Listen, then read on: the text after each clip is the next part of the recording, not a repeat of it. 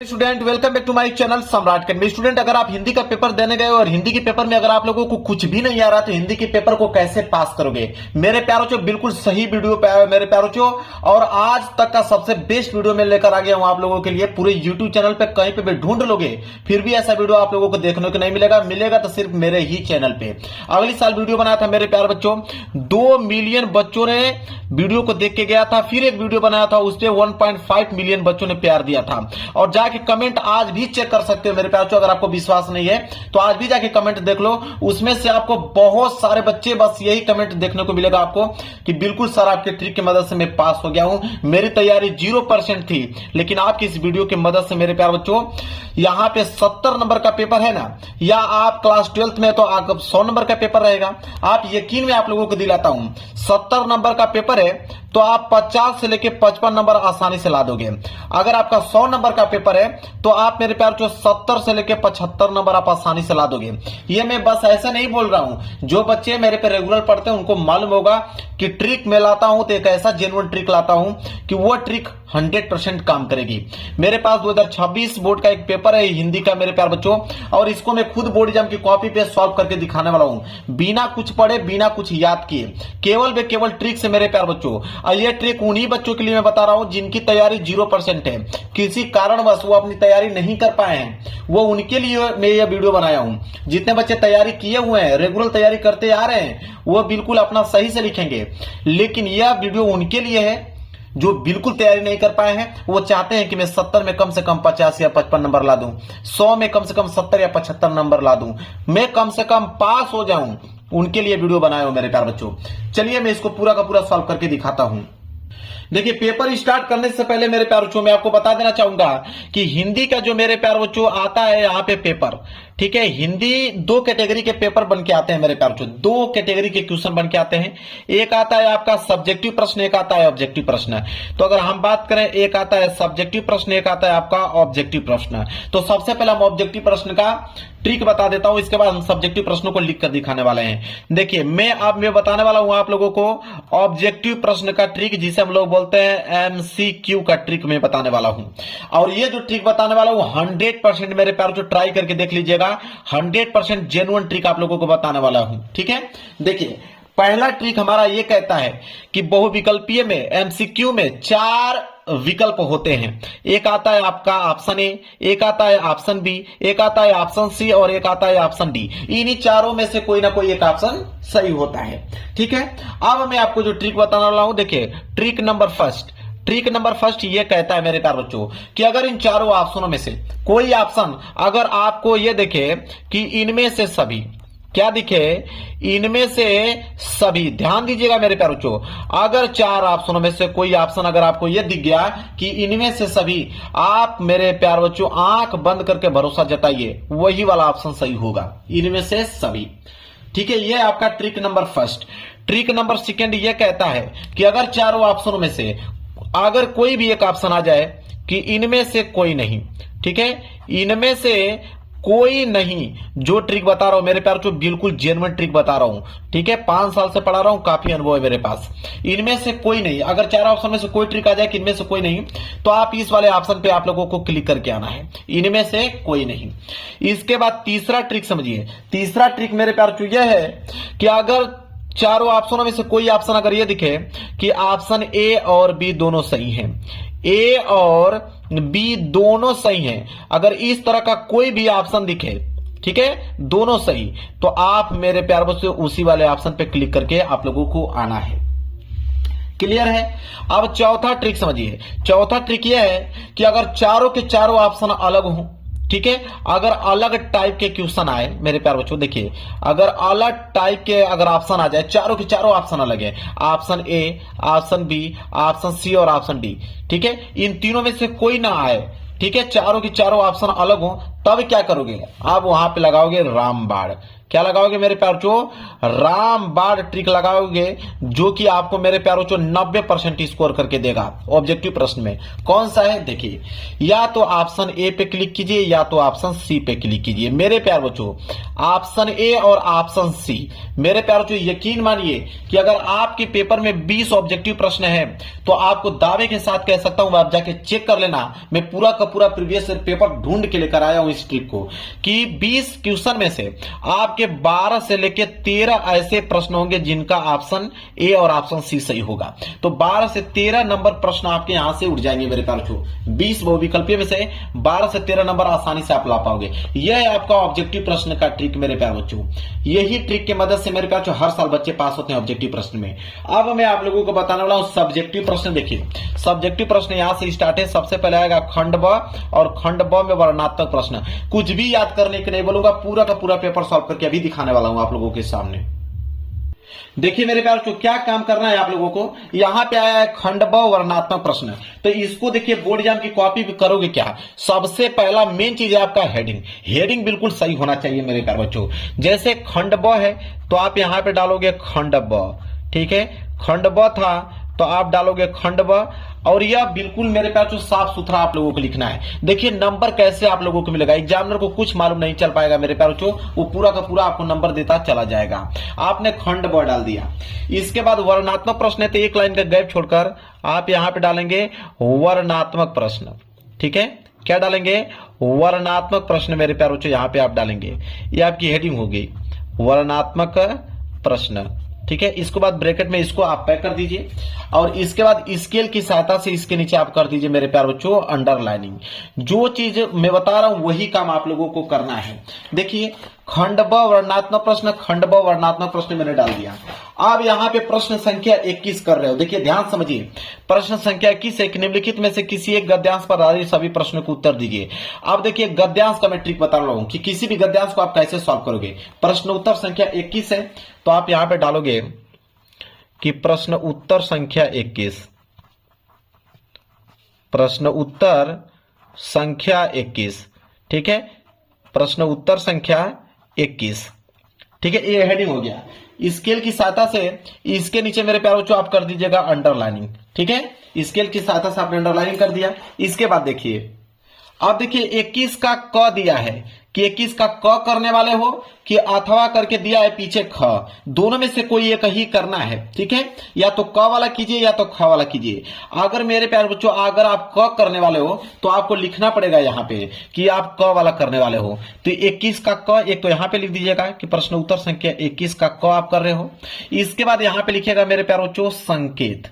क्या लिखिएगा, संकेत लिखिएगा मेरे प्यारे बच्चों। देखिए आप यही ट्रिक इस्तेमाल कीजिए, पूरा का पूरा नंबर मिलेगा। संकेत क्या होता है उसको समझिए। संकेत का मतलब होता है कि शुरू की कुछ लाइन लिख लो, जैसे बहुत से लोग, बहुत से लोग, फिर डॉट डॉट करते जाओ, लास्ट की लाइन अच्छी बात नहीं, ठीक है। तो यहां पे लिखोगे बहुत से लोग, लिखोगे कि बहुत से लोग, इसके बाद आप डॉट डॉट करते जाओगे, अच्छी बात नहीं। क्या था, अच्छी बात नहीं, अच्छी बात नहीं। ये हो गया संकेत का काम कर रहा है। कुछ भी याद करने के लिए बोला वो नहीं, पूरा का पूरा पेपर से ही हम लोग लिख रहे हैं। अच्छी बात नहीं, ये संकेत हमने लिख दिया। संकेत लिखने के बाद मेरे प्यार बच्चों अब समझिए, इसमें आपको दिया है 3 प्रश्न, पहला, दूसरा, तीसरा। पहला प्रश्न बोला है कि उपयुक्त गद्यांश का संदर्भ लिखिए। संदर्भ देखिए कैसे लिखा जाता है, कैसे मेरे प्यारों को आप संदर्भ लिख के पूरा का पूरा नंबर ले लोगे। देखिए पहला प्रश्न कर रहे हो तो आप लिखोगे पहला, संदर्भ कर रहे हो तो यहां पे हेडिंग डालोगे संदर्भ, ठीक है, संदर्भ। ये हो गया आपकी हेडिंग। इसके नीचे स्केल की सहायता से आप अंडरलाइनिंग कर दीजिएगा। मैं हाथ से ही कर दे रहा हूं क्योंकि समय आप लोगों का बच जाएगा। देखिए स्केल है ना, यहां पे इस तरह रख कर अंडरलाइनिंग कर दीजिएगा। ये संदर्भ। संदर्भ लिखने का तरीका क्या होता है वो देखिए। संदर्भ में लिखोगे मेरे प्यारे बच्चों यहां पे कि ये गद्यांश है तो आप लिखोगे प्रस्तुत गद्यांश। बिल्कुल सिंपल मेरे प्यारे बच्चों, नंबर आपको पूरा का पूरा मिलेगा। लिखोगे प्रस्तुत गद्यांश, प्रस्तुत गद्यांश हमारी पाठ्य पुस्तक, हमारी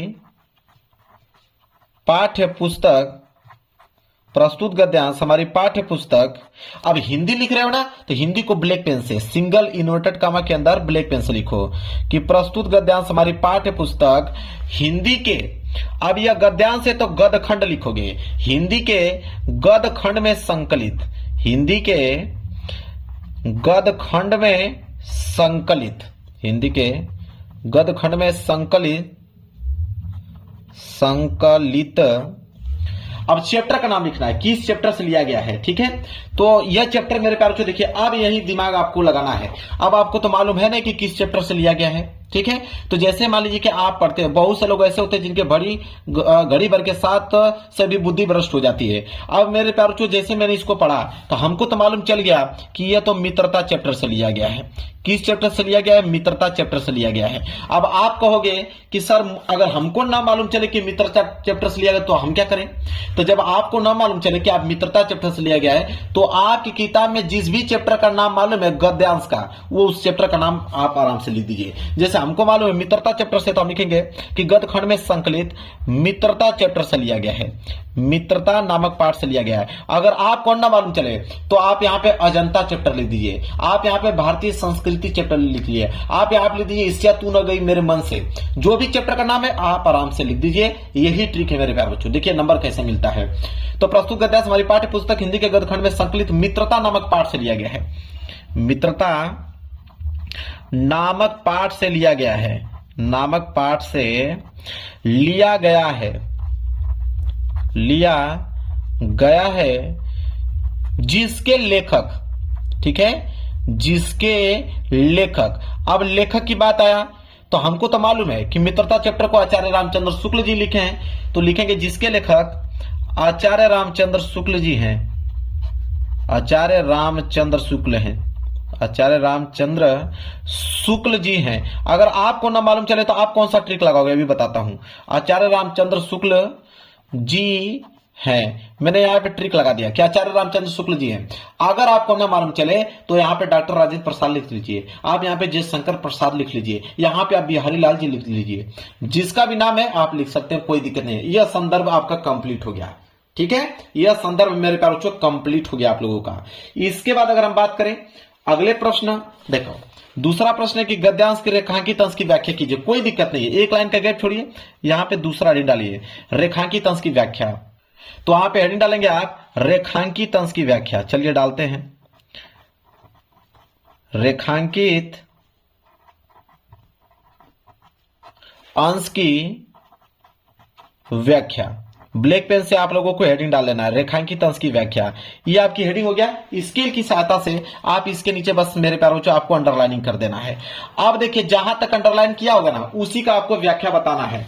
जैसे देखिए मैं बताता हूं, यहां से लेकर यहां तक व्याख्या करना है। तो व्याख्या कैसे करोगे? अगर आपको नहीं आ रहा तो आप लिखोगे कि लेखक कहते हैं कि, पहली लाइन क्या रहेगी आपकी, लेखक कहते हैं कि, या तो आप लिखिएगा आचार्य रामचंद्र शुक्ल जी कहते हैं कि, लेखक कहते हैं कि, क्या कहते हैं, देखिए लिखेंगे कि बहुत से लोग ऐसे होते हैं जिनके घड़ी भर के साथ से भी बुद्धि भ्रष्ट हो जाती है। अब इसी को व्याख्या करना है तो आप नहीं लिख दोगे कि बहुत से ऐसे व्यक्ति होते हैं कि जिनके साथ अगर हम थोड़ा सा भी वक्त बिताएं तो उनकी बातें इतनी गंदगी होती है, इतना गंदा भरा बात होता है उनका कि ऐसी ऐसी बीच में वो बातें कहते हैं जो कानों में न पड़नी चाहिए, चित्त पर ऐसे प्रभाव पड़ते हैं जिनकी उसकी पवित्रता का नाश होता है। मतलब आप बनाकर आप इसी चीज को आप एक्सप्लेन करके लिखोगे कि लेखक ये कहते हैं कि कुछ ऐसे व्यक्ति होते हैं कि जिनके साथ अगर आप 10 मिनट का भी समय गवा देते हैं तो उनकी बातें ऐसी होती हैं कि जिनकी आप बुद्धि भ्रष्ट हो जाएगी आपकी। ठीक है, आप गलत मार्ग पे चलने लगेंगे, इतनी फुहड़ व भद्दी बातें वह करते हैं। ठीक है, वही चीज अपने आप में, मतलब उस चीजों को आप कैसे एक्सप्लेन करना चाहते हो, एग्जामिनर को कैसे समझाना चाहते हो उस चीज को, यही आपको मेरे प्यार जो अपनी भाषा में आप लोगों को लिखना है। और ज्यादा दिमाग लगाने की कोई जरूरत नहीं है। एग्जामिनर, हर एक एग्जामिनर यही चाहता है कि आप किताब से ना लिखें कि जो किताब में दिया है हूबहू लिखें। एग्जामिनर ये चाहता है कि आप अपनी भाषा में आप हमको कैसे समझाना चाहते हैं, एग्जामिनर वो चाहता है। बस आप यहां पे लिखेंगे, यहां से 2 नंबर मिल जाएगा, यहां से आपको 2 नंबर मिल जाएगा। एक प्रश्न और बचा है, तो अगर ये पेज भर जाए तो आप यहां पे पीटीओ लिख दीजिए। पीटीओ मतलब पेज टर्नओवर। आप पीटीओ लिखकर पेज को मेरे प्यार बच्चों आप पलट दीजिए, कोई दिक्कत नहीं है। इतना आसान तरीका बता दूंगा, पूरे के पूरे प्रश्न को सॉल्व करके दिखा दूंगा। देखिए तीसरा प्रश्न करने वाले को कोई दिक्कत नहीं है, आप यहां पे डालोगे तीसरा हेडिंग, डालोगे तीसरा प्रश्न। तीसरा प्रश्न क्या है देखिए, बोला है कि किस प्रकार की बातों का प्रभाव व्यक्ति पर जल्दी पड़ता है। तो यहां पे देखिए लिखेंगे कि जिनके घड़ी भर के साथ सभी बुद्धि भ्रष्ट हो जाती है, क्योंकि उतने ही बीच में ऐसी ऐसी बातें कही जाती है जो कानों में न पढ़नी चाहिए। चित्त पर ऐसे प्रभाव पड़ते हैं जिनसे उनकी पवित्रता का नाश होता है और बुराई अटल भाव धारण करने बैठती है। बुरी बातें हमारी धारणा में बहुत दिनों तक टिकती हैं। इस बात को प्राय सभी लोग जानते हैं कि भद्दे व फुहड़ गीत जितनी जल्दी ध्यान में चढ़ते हैं उतनी ही जल्दी गंभीर अच्छी बातें नहीं। यही बोला ना कि इस प्रकार की बातों का प्रभाव व्यक्ति पर जल्दी पड़ता है। तो बुरी बातें, भद्दी बातें, फुहड़ बातें जो होता है व्यक्ति के जल्दी ध्यान पर पड़ता है। तो ये इसी पैसेज में से आपको लिख दोगे। पैसेज को एक बार ध्यान से जब पढ़ लोगे ना तो आप आंसर बना के लिखना चालू कर दोगे, कोई दिक्कत नहीं, इसमें बहुत कठिन वाली चीजें नहीं है। तो देखिए भद्दी बातें, बुरी बातें, फुहड़ बातें जो है व्यक्ति के ध्यान में जल्दी पड़ता है, उसी चीज को अपने भाषा में यहाँ पे लिख दोगे तो एग्जाम वाला आपको 2 नंबर दे देगा। गद्यांश सॉल्व करने का तरीका मालूम चल गया। बताइए, गद्यांश मैंने बता दिया कि नहीं आप लोगों को। अब कभी भी गद्यांश आएगा तो उसको आप आसानी से सॉल्व कर पाओगे। अब बारी आएगी पद्यांश का। प्रश्न संख्या 22, प्रश्न संख्या 22 मेरे प्यारे बच्चों, पद्यांश। अभी हमने गद्यांश का तरीका आप लोगों को बता दिया। देखिए पद्यांश का तरीका क्या होता है, देखिए प्रश्न उत्तर संख्या अगर 22 है तो आप एक लाइन का गैप छोड़कर डालोगे यहाँ पे प्रश्न उत्तर संख्या 22। पूरा का पूरा प्रश्न सॉल्व करके दिखाऊंगा ट्रिक से, एक भी प्रश्न नहीं छोड़ूंगा। प्रश्न उत्तर संख्या 22 का यहाँ पे हम लोग करने वाले हैं क वाला। तो मान लीजिए क वाला करने तो क वाला डालेंगे और स्केल की सहायता से इसके नीचे आप अंडरलाइनिंग कर दीजिएगा। मेरे पास समय नहीं है कि मैं करके दिखाऊं, आप लोग कर लीजिएगा। प्रश्न उत्तर संख्या 22 का क। इसके बाद आपने क्या बताया, संकेत लिखना बहुत ही ज्यादा कंपलसरी है, संकेत आपको लिखना ही है। ठीक है, संकेत कैसे लिखना मैंने आपको शुरू में ही बता दिया कि शुरू की कुछ लाइन डॉट डॉट करते जाओ, लास्ट की कुछ लाइन आपको लिख देना है। ठीक है, शुरू की कुछ लाइन डॉट डॉट करते जाना है, लास्ट की कुछ लाइन लिख देना है, ये संकेत का काम करेगा। अभी मैंने गद्यांश में बताया। अब यहाँ पे पद्यांश है, इसमें भी बोला है या तो क वाला करने वाले हो, क वाला नहीं आ रहा है तो अथवा करके दिया है ख वाला। ठीक है, दोनों में से कोई एक ही करना है। मैं क वाला करके आपको ट्रिक बता रहा हूं, आपका मन करे तो ख वाला में भी ये ट्रिक आप लगा सकते हो। क वाला है, 3 प्रश्न है, पहला, दूसरा, तीसरा। पहला कि उपयुक्त गद्यांश का संदर्भ लिखिए। अब मेरे प्यारे बच्चों देखिए, गद्यांश नहीं पद्यांश है, उपयुक्त पद्यांश का संदर्भ लिखिए। पहला वाला प्रश्न कर रहे हो तो पहला लिखोगे, यहां पे लिखोगे संदर्भ। देखिए संदर्भ दोनों में सेम होता है मेरे प्यारे बच्चों, वहां पे गद्यांश होता है, यहाँ पे पद्यांश। तो जो जो यहाँ पे गद्यांश लिखो यहाँ पे पद्यांश आपको लिखना पड़ेगा, मतलब सेम चीज वही लिखोगे कि प्रस्तुत पद्यांश। वहां पे गद्यांश हमने लिखा था ना, यहाँ पे पद्यांश लिखोगे कि प्रस्तुत पद्यांश हमारी पाठ्य पुस्तक, प्रस्तुत पद्यांश हमारी पाठ्य पुस्तक, प्रस्तुत पद्यांश हमारी पाठ्य पुस्तक हिंदी के। अब यहां पे लिखोगे, हिंदी को मैंने बताया आप लोगों को ब्लैक पेन से लिखना है मेरे प्यारों चो। हिंदी के, वहां पे गद खंड था ना, यहाँ पे पद खंड लिखेंगे। हिंदी के पद खंड में संकलित, पद खंड में संकलित, अब चैप्टर का नाम लिखना है कि किस चैप्टर से लिया गया है। देखिए ध्यान से, अब मेरे प्यारे बच्चों इसको जैसे आप पढ़ोगे मेरे प्यारे बच्चों, मैं पेपर दिखाता हूं आप लोगों को समझ में आ जाएगा। देखिए पढ़ोगे कि उद्योमण्ड भय 10-20, जैसे आप इसको पढ़ोगे तो आपको मालूम चलेगा कि ये तो क्या लिखूं चैप्टर से लिया गया है, क्या लिखूं चैप्टर से मेरे प्यारे बच्चों ये लिया गया है। और इसके जो लेखक हैं कौन है, पद्मलाल पूनालाल बख्शी जी हैं। आप देखिए कि पदखंड में संकलित क्या लिखूं चैप्टर से लिया गया है, क्या लिखूं। अगर आपको ना मालूम चले कि यह क्या लिखूं चैप्टर से लिया गया है तो आप किसी भी चैप्टर का नाम मेरे प्यारे बच्चों आप लिख दीजिएगा, कोई दिक्कत नहीं है। ठीक है, क्या लिखूं नामक पाठ से लिया गया है। अगर आपको ना मालूम चले तो किसी भी चैप्टर का नाम लिख दीजिए, नामक पाठ से लिया गया है, नामक पाठ से लिया गया है, जिसके रचयिता, देखिए पद्यांश के रचयिता होते हैं, गद्यांश के लेखक होते हैं। तो जिसके लिया गया है, खड़ी पाई, जिसके रचयिता लिखोगे कि जिसके रचयिता कौन है, तो यहां पे पद्मलाल पूनालाल बख्शी जी हैं। अगर आपको ना मालूम चले तो आप किसी भी यहां पे नाम लिख दीजिएगा किसी भी कवि का। तो पद्मलाल पूनालाल बख्शी जी हैं, ऐसे आपको लिख देना है। लो भाई, यहां पे संदर्भ आपका कंप्लीट हो गया। पद्यांश का संदर्भ ऐसे लिखा जाता है। इसके बाद इसके नीचे दूसरा प्रश्न है, तो आप लिखोगे दूसरा प्रश्न पढ़ लेना। बोला है कि गोपियां उद्धव द्वारा बताए गए ब्रह्मा ईश्वर की आराधना में स्वयं को असमर्थ क्यों बताती हैं। तो जब इसको पढ़ोगे मेरे प्यारे तो आपको समझ में आ जाएगा। अपने से बनाकर आपको लिखना है। रेखांकित अंश की व्याख्या कीजिए कि तुम तो सखा श्याम सुंदर के सकल जोग के ईश, सुर हमारे नंदन बिनु और नहीं जगदीश। इसको मेरे प्यारे अपने भाषा में आपको एक्सप्लेन करके कुछ ना कुछ जोड़कर उनके बारे में आपको बताना है। नंबर आपको 100% पूरे मिलेंगे, बस आप लिखिए तो सही। ठीक है, तो जब इसको दूसरे वाला आंसर को यहाँ पे कंप्लीट कर देंगे, पेज भर जाए कोई दिक्कत नहीं है। तीसरे वाले आंसर को यहाँ पे लिख दीजिएगा, नंबर मिल जाएगा। तो गद्यांश और पद्यांश दोनों का ट्रिक मैंने बता दिया कि नहीं? चलिए, कोई दिक्कत नहीं होना चाहिए। अब मेरे प्यारों जो यहाँ पे आइए प्रश्न संख्या 23। प्रश्न संख्या 23 है कि संस्कृत का गद्यांश आ गया। ठीक है, तो संस्कृत का गद्यांश और संस्कृत का पद्यांश भी आएगा। प्रश्न संख्या 24। तो प्रश्न संख्या 23 है संस्कृत का गद्यांश, जो कि 5 नंबर के लिए पूछता है। दो ही चीज इसमें कॉमन होता है मेरे प्यारों। ठीक है, एक आता है आपका संदर्भ लिखने के लिए, एक आता है इसका हिंदी अनुवाद लिखने के लिए। तो मेरे प्यारों वही काम करना है आपको, संदर्भ और हिंदी अनुवाद। तो मैं आपको बता देता हूं, सबसे पहले आप डालोगे प्रश्न उत्तर संख्या 23 का क। ठीक है, मैं यहीं पे बता देता हूं, आप समझ लीजिएगा, आप लिख लोगे। मैं ट्रिक बता देता हूं। जैसे आप क्या लिखोगे कि प्रश्न उत्तर संख्या 23 है, 23 का क करने वाले हो तो 23 का क, यही मैंने बताया। इसके बाद मैंने बताया कि संकेत लिखना बहुत काफी कंपलसरी है। आप संकेत कैसे लिखा जाता है? शुरू के कुछ लाइन डॉट डॉट करते हुए लास्ट की कुछ लाइन संकेत का काम करेगा। इसमें तो दो ही चीज लिखना है, एक आपका संदर्भ, एक हिंदी अनुवाद। संकेत लिखने के बाद उसके नीचे हेडिंग डालोगे आप संदर्भ। संदर्भ इसका बहुत आसान होता है मेरे प्यारों, इसका संदर्भ बिल्कुल आसान होता है। ठीक है, इसका संदर्भ मेरे प्यारों बिल्कुल आसान होता है। कैसे लिखना है मैं आपको बताता हूं, देखिए। चलिए मैं इस पे लिख के दिखा देता हूं।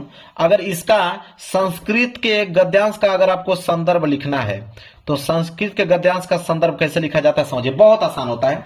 इसमें आप लिखोगे कि प्रस्तुत गद्यांश, लिखोगे कि प्रस्तुत गद्यांश हमारी पाठ्य पुस्तक, बिल्कुल आसान होता है मेरे प्यारों, हमारी पाठ्य पुस्तक हिंदी के, अब हिंदी को मैंने बताया कि ब्लैक पेन से आपको लिखना है, बार बार नहीं बताऊंगा, हिंदी को ब्लैक पेन से लिखना है। ठीक है, तो प्रस्तुत गद्यांश हमारी पाठ्य पुस्तक हिंदी के अब संस्कृत खंड, क्योंकि यह संस्कृत खंड है तो लिखोगे संस्कृत खंड में संकलित, संस्कृत खंड में संकलित। अब चैप्टर का नाम लिख देना है। जैसे मुझे मालूम है कि यह देशभक्त चंद्रशेखर पाठ से लिया गया है, तो हम लिख दूंगा यहां पे कि देशभक्त चंद्रशेखर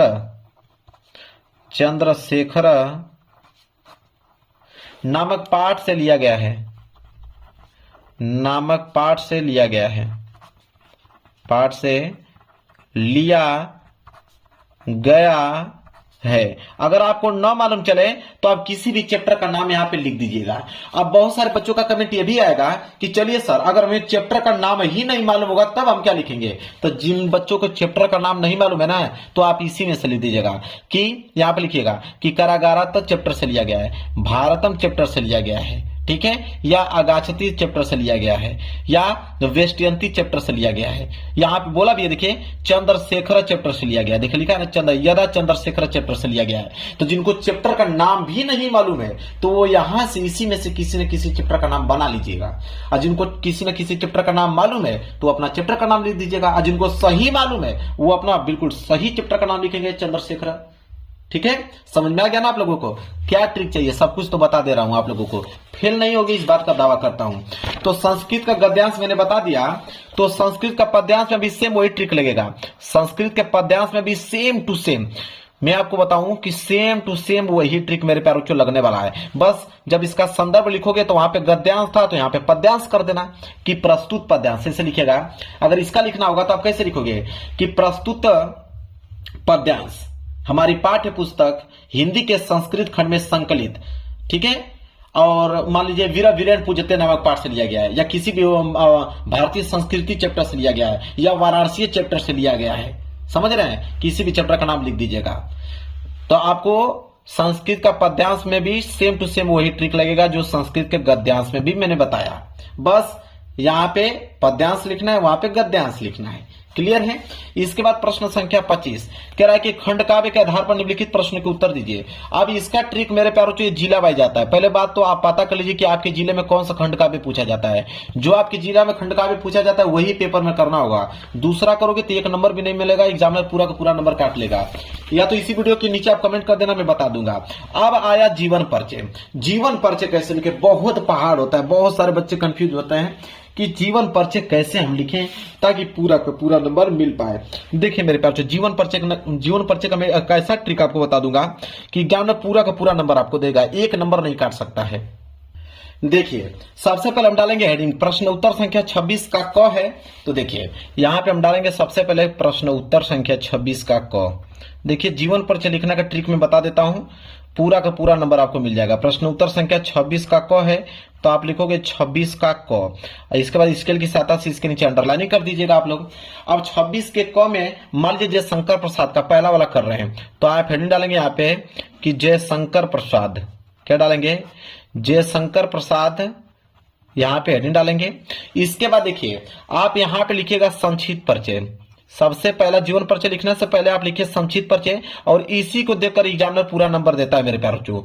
संक्षिप्त परिचय अगर आपने सही लिखा है नंबर आपको पूरा का पूरा मिल जाएगा। संक्षिप्त परिचय में क्या होता है कि सबसे पहले नाम लिखा जाता है, नाम। तो नाम में आप लिख दोगे यहीं से कि जयशंकर प्रसाद। नाम में क्या लिख दोगे, जयशंकर प्रसाद लिख दोगे, जयशंकर प्रसाद। इसके बाद दूसरा कॉलम में लिखा जाता है जन्म, कि उनका जन्म कब हुआ था। तो जन्म की अगर हम बात करें तो उनका हुआ था 1889 ईस्वी में।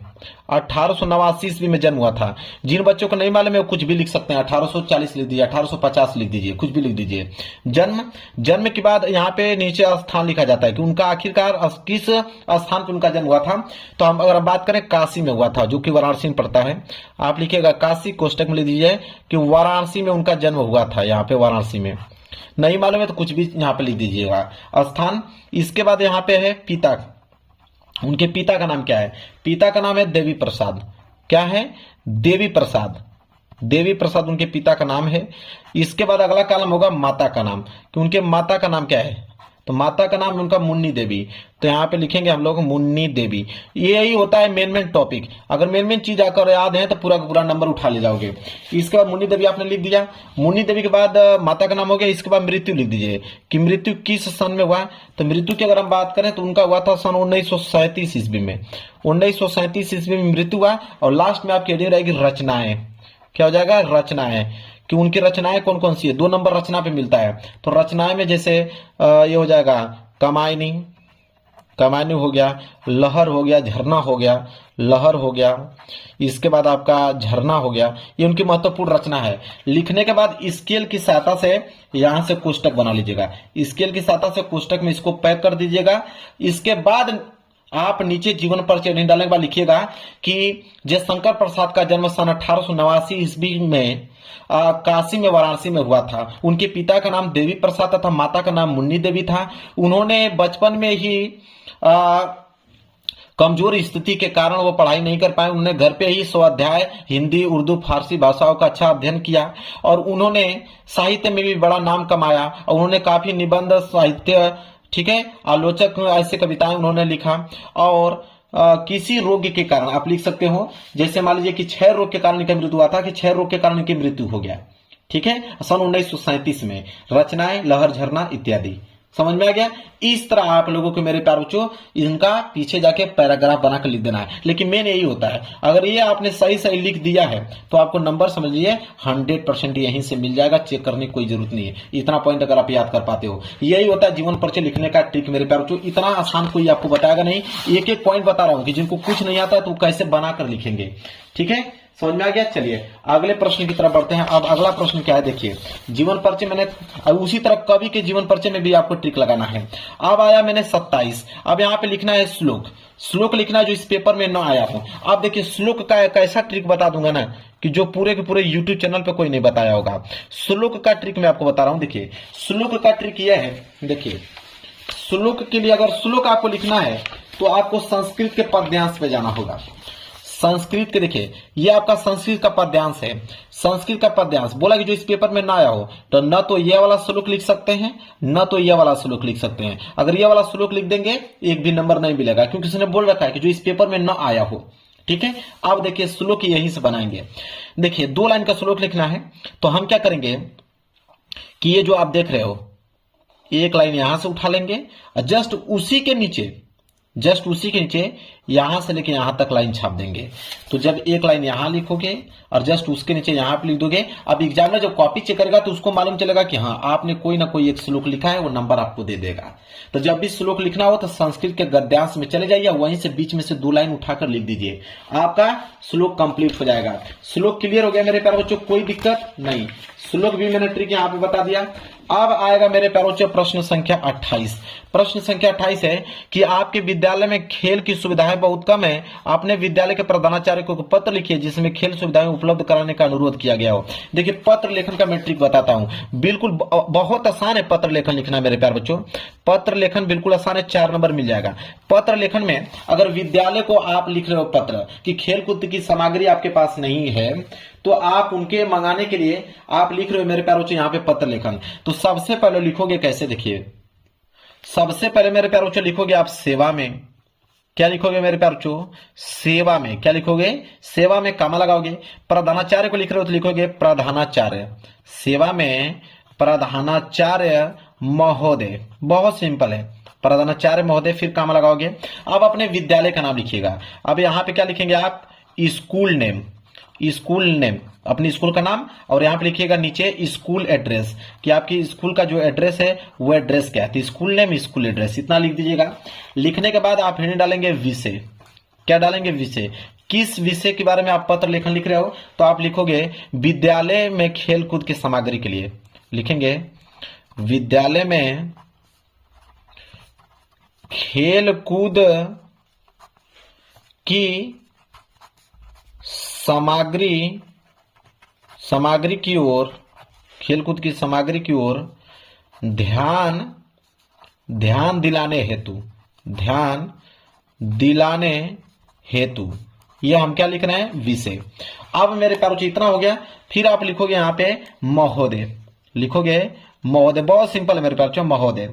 इसके बाद कामा लगाओगे, फिर नीचे लिखोगे सविनय निवेदन है कि, लिखोगे सविनय निवेदन है कि, सविनय निवेदन है कि। अब यहां पे पूरा का पूरा कहानी लिख दीजिए। सविनय निवेदन है कि मैं आपके विद्यालय के कक्षा 10वीं का छात्र हूं और मैं आपका ध्यान अपने विद्यालय में खेलकूद की सामग्री की ओर दिलाना चाहता हूं। ठीक है, क्योंकि मेरे स्कूल में खेल संबंधित कोई भी सामान नहीं है, इसलिए हमारे जो छात्र हैं, ठीक है, वो अच्छे से खेल नहीं खेल पाते हैं, और जब भी खेल प्रतियोगिता होता है तो उसमें वह क्या होते हैं, विफल हो जाते हैं। ठीक है, आपसे अनुरोध करता हूं कि खेल की सारी सामग्रियां उपलब्ध कराएं ताकि हमारे स्कूल टॉपर हो पाए और हर एक खेल प्रतियोगिता में प्रथम स्थान प्राप्त कर पाए, ताकि आपके भी स्कूल का नाम रोशन हो पाए। यहां पर लिख दीजिएगा स, धन्यवाद, आपका आज्ञाकारी शिष्य क ख ग। बस काम खत्म। ये हो गया मेरे प्यारे बच्चों आपका पत्र लेखन लिखने का तरीका। मेरे प्यारे बच्चों कोई दिक्कत नहीं होना चाहिए। इसके बाद प्रश्न संख्या 29 है कि निम्नलिखित किन्हीं 2 प्रश्न के उत्तर संस्कृत में दीजिए। मान लीजिए कि यहाँ पे 4 प्रश्न दिया गया है, इन चारों प्रश्नों में से किन्हीं 2 ही प्रश्नों का उत्तर संस्कृत में देना है। तो मान लीजिए यह प्रश्न आ गया कि दानम कस्य मित्र भवति। अगर इसका आपको मेरे प्यारे बच्चों इसका संस्कृत में उत्तर लिखना है तो कैसे लिखोगे, तो आप देखिए इसी चीज को उतारिए, लिखेंगे कि दानम कस्यम। ठीक है, अब आगे क्या लिखोगे अब मैं बताता हूं। संस्कृत का पद्यांश मान लीजिए है ना, तो आप लिखोगे कि हितवार्थवान, ये जो ये वाला वर्ड उठा लीजिए हितवार्थवान, तो लिखोगे हितवार्थवान, तो लिखोगे यहां पे कि दानम कस्यम हितवार्थवान मित्र भवति। ऐसे बीच में कुछ ना कुछ वर्ड यहां से अलग से इंक्लूड कर पूरा का पूरा लाइन छाप दो, आपका आंसर कंप्लीट हो गया। अब इस पेपर का लास्ट प्रश्न मैं दिखा रहा हूं, जो कि मेरे पास जो निबंध आता है 7 नंबर के लिए। यहाँ पे आपके पास 5 ऑप्शन है, 5 ऑप्शन में से किसी एक विषय पर निबंध लिखना है। तो निबंध लिखने का ट्रिक आप समझ लो कि निबंध अगर आपको नहीं आ रहा है तो ये काम करना कि जब भी निबंध लिख रहे हो इतना ध्यान रखना कि 5 से लेकर 6 हेडिंग उसमें होना चाहिए। 5 से लेकर 6 हेडिंग होना चाहिए, चाहे आप किसी प्रकार से हेडिंग बनाओ। ठीक है, लेकिन 5 से 6 हेडिंग होना चाहिए। और हेडिंग हो रहा है तो जो पहली हेडिंग होना चाहिए और एक लास्ट हेडिंग, ठीक है। तो पहली हेडिंग तो आपका प्रस्तावना होना चाहिए। पहली हेडिंग भले गलत लिखी है लेकिन पहली हेडिंग प्रस्तावना उसमें नजर आना चाहिए। और लास्ट की हेडिंग आपका उपसंहार होना चाहिए, ठीक है। यह 2 हेडिंग आपका होना ही चाहिए। बाकी बीच में आप कोई भी हेडिंग बनाकर लिखे कोई दिक्कत नहीं है, क्योंकि एग्जामिनर एक प्रस्तावना को देखता है, एक उपसंहार को देखता है। बीच में आपने अगर 3-4 हेडिंग और बनाकर लिख लिया है, आपको नंबर 7 में 7 नंबर मिल जाएगा।